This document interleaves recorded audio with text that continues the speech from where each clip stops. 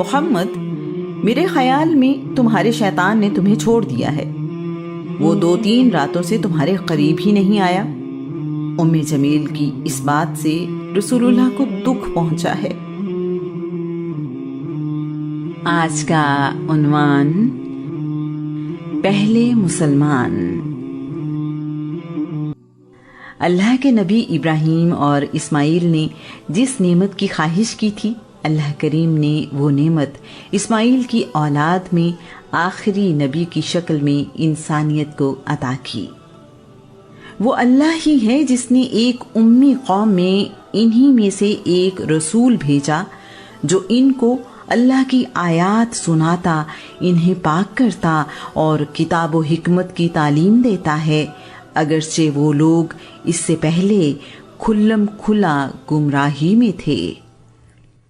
اعلان نبوت کے بعد رسول اللہ صلی اللہ علیہ وآلہ وسلم پر اللہ کی ساری مخلوق میں سے سب سے پہلے ایمان لانے کی سعادت کسی اور کو نہیں بلکہ اپنا دل، جان، مال و دولت اور محبت نثار کرنے والی سیدہ خدیجہ کو ملی ہے۔ اس بات پر تمام مسلمان اور تاریخ دان متفق ہیں کہ سیدہ خدیجہ سے پہلے کوئی مرد یا عورت رسول اللہ پر ایمان نہیں لایا۔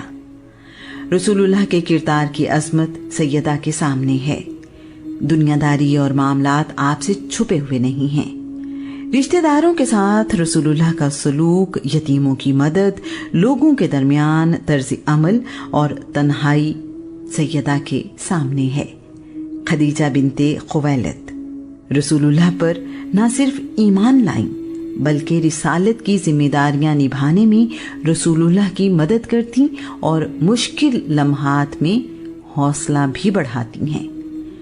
اللہ کریم نے سیدہ خدیجہ کے ذریعے ہی رسول اللہ کا بوجھ ہلکا کیا ہے۔ جب مکہ کے لوگ رسول اللہ کو جھٹلاتے اور تلخ کلامی کرتے ہیں تو گھر آنے پر سیدہ ایسی گفتگو کرتی ہیں کہ ساری پریشانیاں اور غم دور ہو جاتے ہیں۔ ایسی محبت کرنے والی شریک حیات ہی رسول اللہ کا حوصلہ بڑھا سکتی ہیں۔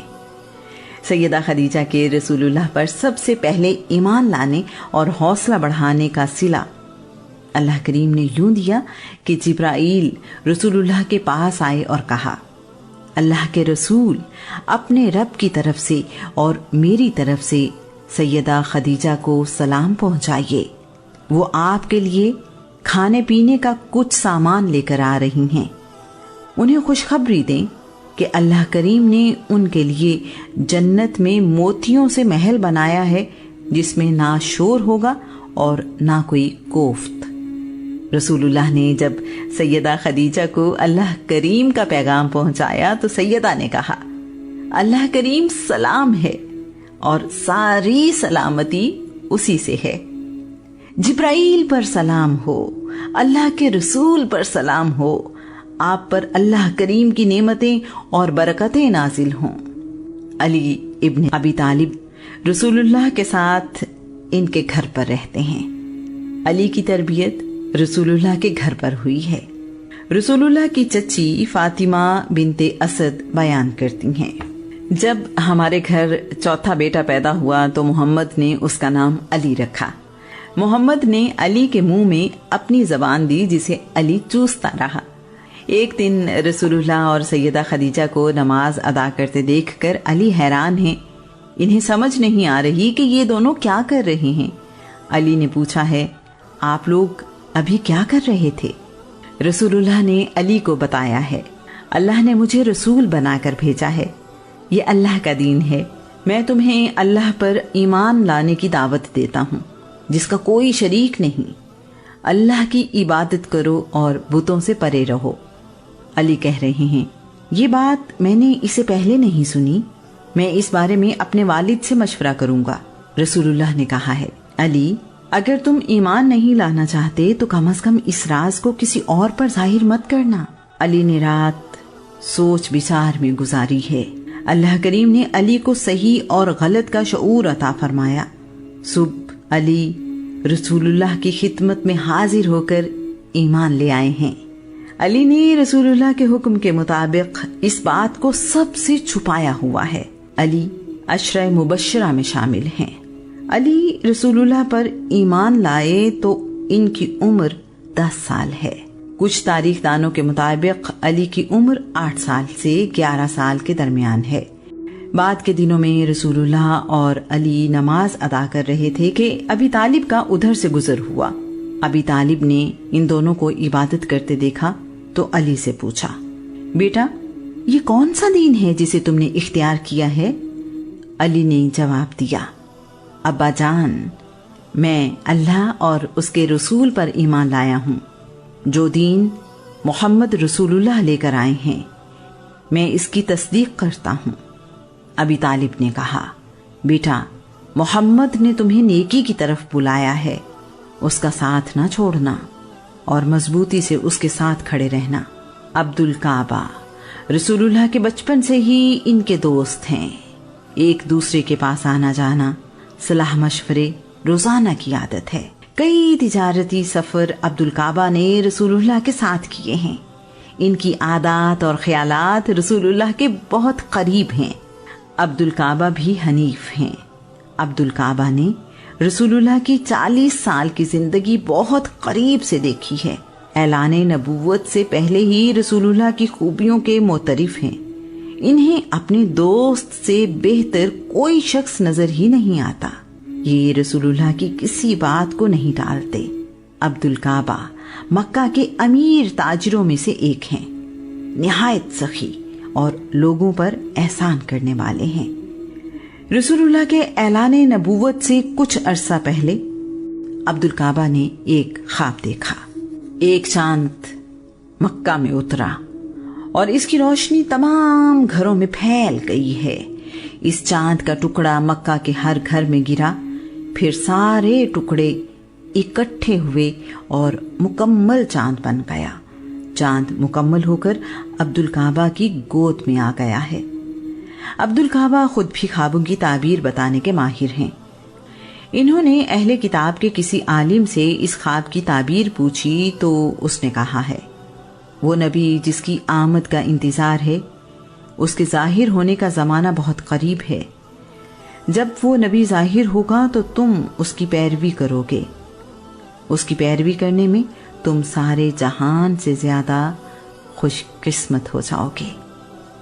عبدالکعبہ نے رسول اللہ کے ساتھ وقت گزار کر بہت سی ایسی چیزیں دیکھی ہیں کہ انہیں رسول اللہ کے عالی مقام ہونے کا یقین ہے۔ شاید قدرت نے انہیں رسول اللہ کی دوستی اور مدد کے لیے چن لیا ہے۔ ورقہ بن نوفل اور دوسرے صاحبان علم نے آخری نبی کے بارے میں بہت سی پیش گوئیاں کی ہیں جو باقی لوگوں کے علاوہ عبدالکعبہ کے علم میں بھی ہیں۔ عبدالکعبہ حکیم بن حزام کے پاس بیٹھے ہیں کہ حکیم کی کنیز ان کے پاس آئی اور کہنے لگی، آپ کی پھوپھی خدیجہ آج یہ خیال کر رہی ہیں کہ ان کے شوہر محمد اللہ کے نبی ہیں، ایسے ہی جیسے موسیٰ اللہ کے نبی تھے۔ عبدالکعبہ نے یہ سنا تو وہاں سے نکل کر سیدھے رسول اللہ کے پاس آ گئے ہیں۔ آپ سے اس بارے میں پوچھا ہے۔ رسول اللہ نے جبرائیل کے آنے، وحی کے بارے میں انہیں بتایا اور ایمان لانے کی دعوت دی ہے۔ عبدالکعبہ نے کہا ہے، میرے ماں باپ آپ پر قربان، آپ نے سچ کہا، آپ سچے ہیں۔ میں گواہی دیتا ہوں کہ اللہ کے سوا کوئی عبادت کے لائق نہیں اور آپ اللہ کے رسول ہیں۔ رسول اللہ نے عبدالکعبہ بن عثمان کا نام بدل کر عبداللہ بن عثمان رکھ دیا ہے۔ آپ کی کنیت ابو بکر ہے۔ ابو بکر کا لقب عتیق ہے۔ کچھ تاریخ دانوں کے مطابق یہ لقب انہیں رسول اللہ نے دیا۔ تاریخ آپ کو ابو بکر بن ابو قحافہ اور ابو بکر صدیق بتاتی ہے۔ رسول اللہ نے انہیں جہنم کی آگ سے آزادی کی خوشخبری دی۔ ابو بکر عشرہ مبشرہ میں شامل ہیں۔ ایمان لاتے وقت ابو بکر کی عمر 38 سال ہے۔ ابو بکر کے ایمان لانے کے بارے میں رسول اللہ نے کہا، میں نے جس کسی کو بھی اسلام قبول کرنے کی دعوت دی وہ غور و فکر کرنے لگا सिवाय अबू बकर के। ना वो झिझका, ना उसने कोई बात की। यहाँ ये बात काबिल जिक्र है कि अशरे मुबशरा में शामिल 7 लोग अबू बकर की दावत पर ईमान लाए। इब्तिदा में रसूलुल्लाह पर ईमान लाने वाले लोगों में ज्यादा तादाद नौजवानों की है। सैयदा खदीजा के बाद ईमान लाने वाला कौन है? तारीखदान इस बारे में मुख्तलिफ राय रखते हैं।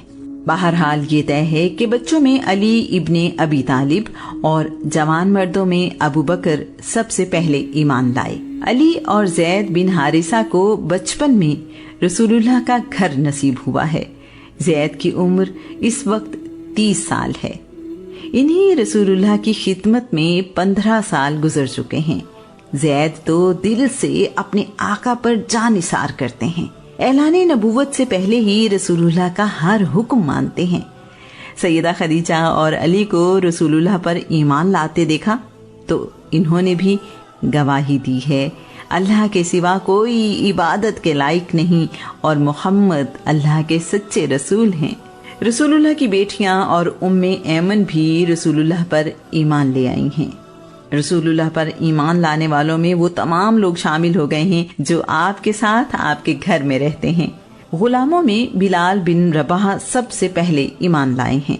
बिलाल ईमान लाए तो इनकी उम्र 33 साल है। इस वक्त बिलाल अब्दुल्ला बिन जुदआन के गुलाम हैं। तारीख बिलाल को बिलाल हबशी के नाम से जानती है। साद बिन अबी वकास ये भी इस्लाम के इब्तिदाई दिनों में ईमान ले आए हैं। इस वक्त साद की उम्र 17 साल है। साद का पूरा नाम साद बिन मालिक बिन ओहैब बिन अब्दे मनाफ है। इनका ताल्लुक बनी ज़हरा से है। रसूलुल्लाह की वालिदा सैयदा आमिना साद के वालिद की चचाजाद बहन हैं। साद का सिलसिला नसब रसूलुल्लाह से 5वीं पुश्त पहले कलाब बिन मुर्रा पर जाकर मिलता है। साद बिन अबी वकास भी अशरे मुबशरा में शामिल हैं। साद अबू बकर की दावत पर ईमान लाए हैं। साद अपने आप को सलासतुल इस्लाम यानी तीसरा मुसलमान कहते हैं। हिजरत मदीना के बाद कुरैश के साथ लड़ाई में पहला तीर चलाने का एजाज साद बिन अबी वकास को हासिल है। ग़ज़वा उहद में रसूलुल्लाह ने अपने तरकिश के सारे तीर साद के सामने बिखेर दिए। साद बिन अबी वकास वो खुश नसीब हैं जिन्हें ग़ज़वा उहद में तीर अंदाजी करते देखकर रसूलुल्लाह ने कहा, मेरे माँ बाप साद पर कुर्बान। रसूलुल्लाह साद बिन अबी वकास के मुतालिक कहा करते थे, साद मेरे मामू हैं, है कोई मेरे मामू जैसा? अब्दुल्लाह बिन मसऊद रिवायत करते हैं, सबसे पहले अपना ईमान यानी इस्लाम जाहिर करने वाले 7 लोगों के नाम ये हैं: मोहम्मद बिन अब्दुल्ला सल्लल्लाहु अलैहि व आलिहि वसल्लम, अबू बकर बिन उस्मान, अम्मार बिन यासिर, सुमैया बिनते खब्बात, सुहेब बिन सिन्नान रूमी, बिलाल बिन रबाह, मिक़दाद बिन अब्दुल्ला तमीमी। यहाँ ये वजाहत ज़रूरी है कि ये सब नाम रसूलुल्लाह पर पहले ईमान लाने का ऐलान करने वालों के हैं। इसीलिए इनमें सैयदा खदीजा, रसूलुल्लाह की बेटियों उम्मे ऐमन और अली इब्ने अबी तालिब का नाम शामिल नहीं है। इन लोगों ने अपने ईमान का ऐलान बाद के सालों में किया। अल्लाह करीम ने हुक्म दिया है, आप खबरदार कीजिए अपने करीबी रिश्तेदारों को, और ये कोई आसान काम नहीं है। सदियों से लोग बुतों की इबादत में मसरूफ हैं।